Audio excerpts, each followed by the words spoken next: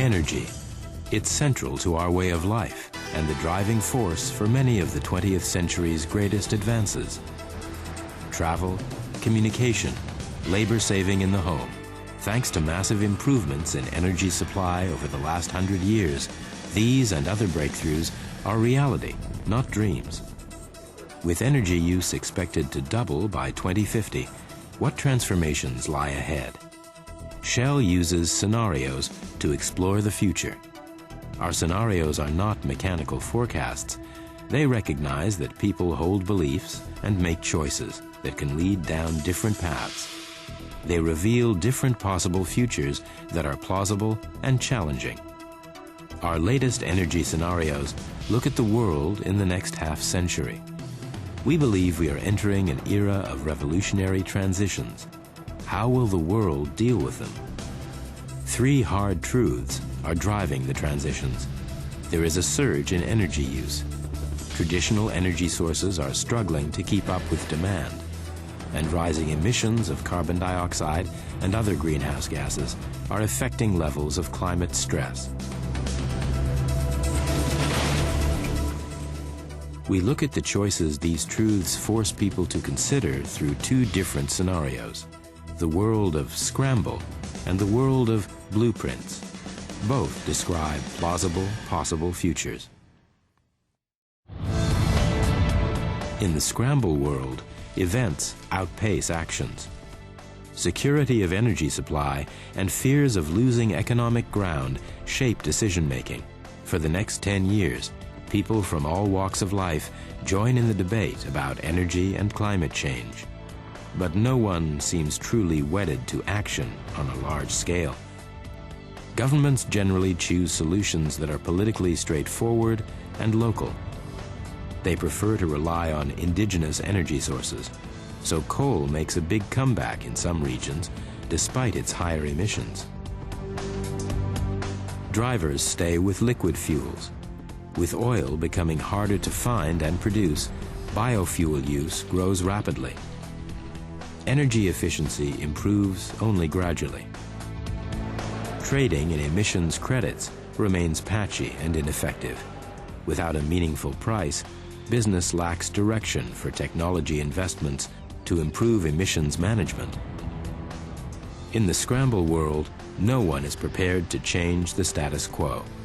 Dealing with today's problem takes priority. By the 2020s, life has become volatile and uncertain. Energy availability is often tight. Severe weather events are blamed on a lack of previous action on climate change. The public cries out, and governments in the different regions respond in different ways, but without consistency or cohesion. Eventually, a new, more positive phase emerges. Enforced steps to reduce energy demand gradually have an effect. Background, individual, local efforts to promote renewable energy sources start to pay off. Renewables become well enough established and on a large enough scale to be competitive. Greenhouse gas emissions eventually begin to fall in the scramble world. But the earlier periods of economic volatility and the legacy of high emissions continue to have an impact. Because events outpaced actions, major work will still be needed after 2050 to achieve real sustainability. The world of blueprints shows what can happen when actions outpace events. Groups of seemingly disconnected people in California, venture capitalists, farmers, politicians, collaborate around opportunities for profitable action on climate change.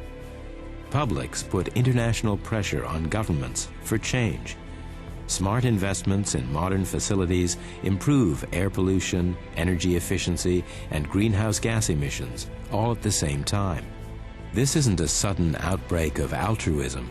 It's a recognition of shared interests, new opportunities for profitable business, and the benefits of taking action before it's forced by circumstances. In the world of blueprints, local actions spread and join up.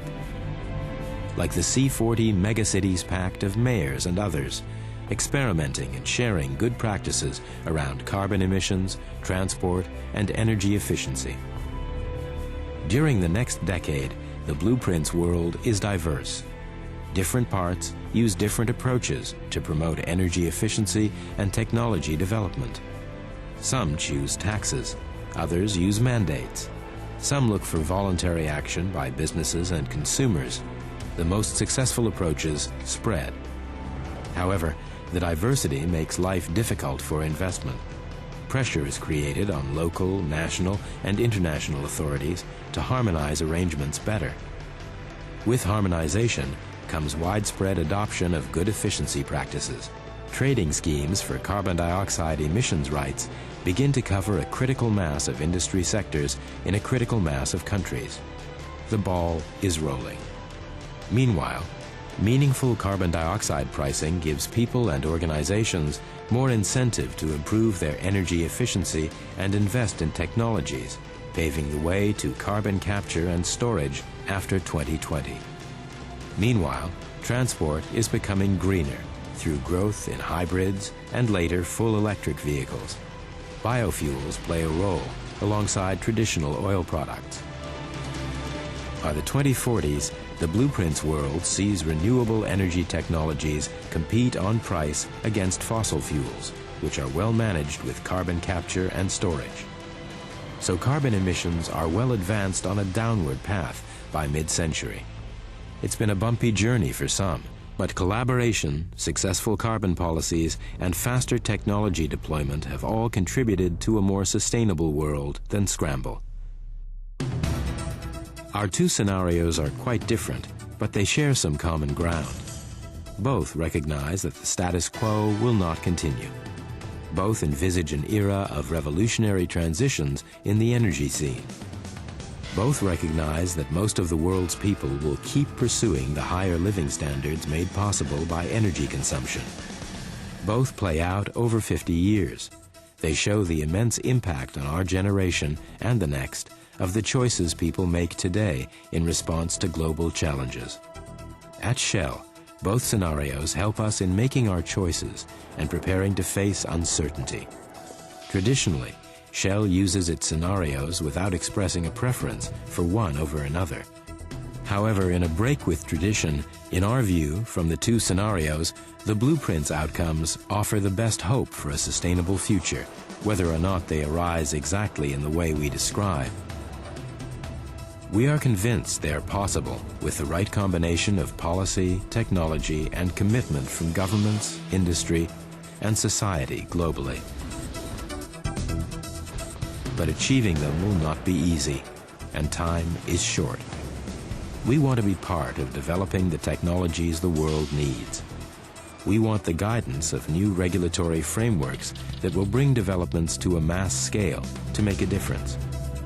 The Shell scenarios help us to make choices for our business. What choices do you face around energy demand and supply, contributing to social and economic development and safeguarding the future of the planet?